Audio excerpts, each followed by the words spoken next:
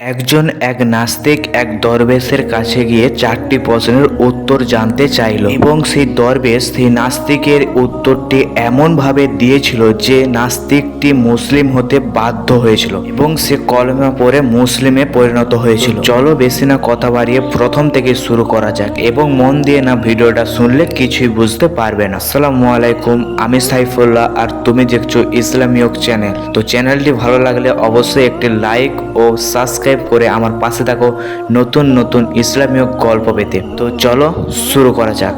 একদিন এক নাস্তিক এক দরবেশের কাছে এসে বলল, যদি তুমি আমার 4টি প্রশ্নের উত্তর দিতে পারো তবে আমি ইসলাম ধর্ম গ্রহণ করব এবং আমি মুসলিম হয়ে যাব।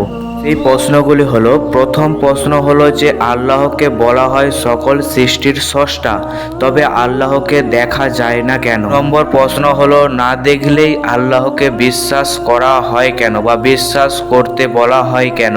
ইবলিস অর্থাৎ জিন জাতি আগুন দিয়ে তৈরি, যদি জিন জাতিকে জাহান্নামে বা ইবলিসকে জাহান্নামে পোড়ানো হয় তবে কি সে পুড়বে?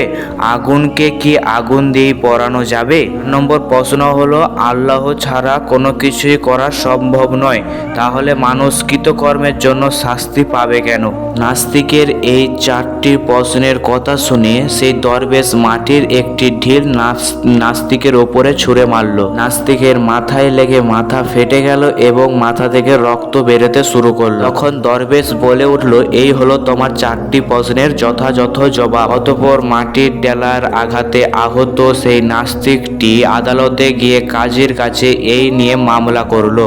কাজী নাস্তিকের কাছে এই সব কথা শুনে দরবেশকে প্রশ্ন করলো, তুমি কেন এই মানুষটির উত্তর না দিয়ে একে আহত করলে? তখন দরবেশ উত্তরে বলে, এটি হলো তার 4টি প্রশ্নের উত্তর, আমি একে আহত ইচ্ছা করে করতে চাইনি। ঢিল ছুঁড়ে কিভাবে 4টি প্রশ্নের উত্তর দেওয়া গেল এই নিয়ে কিন্তু কাজী দরবেশের কাছে অনুরোধ করলো সে বিবরণ খুলে বলতে। তখন দরবেশ বলে উঠল, তার প্রথম প্রশ্ন ছিল আল্লাহ সকল সৃষ্টির স্রষ্টা, তাও কেন আল্লাহকে দেখা যায় না? এর জবাব হলো, এই ব্যক্তির ঢিলের আঘাতে ব্যথা পেয়েছে, এর অস্তিত্ব কোথায়? এর যদি অস্তিত্বই থাকে তো একে দেখা যায় না কেন? ব্যথা বিদ্যমান থাকা সত্ত্বেও যেমন তাকে চোখে দেখা যায় না, তেমনি আল্লাহর অস্তিত্বশীল থাকা সত্ত্বেও কিন্তু তাকে চামড়ার চোখে দেখা যায় না। তার দ্বিতীয় প্রশ্ন ছিল, আল্লাহকে না দেখে বিশ্বাস করব কেন?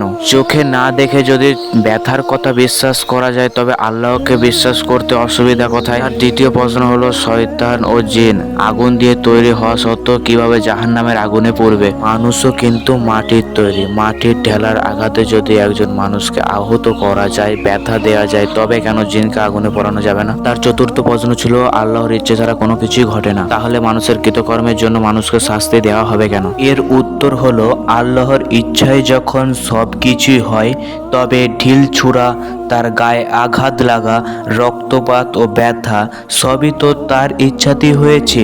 সুতরাং এ ব্যাপারে আদালতে অভিযোগ করা কি আছে? এর যদি অভিযোগ ও বিচার চলে এবং শাস্তি বার্তায় হয় তবে কৃতকর্মের বিচার সুফল ও কুফল ভোগ কেন মিথ্যা হবে?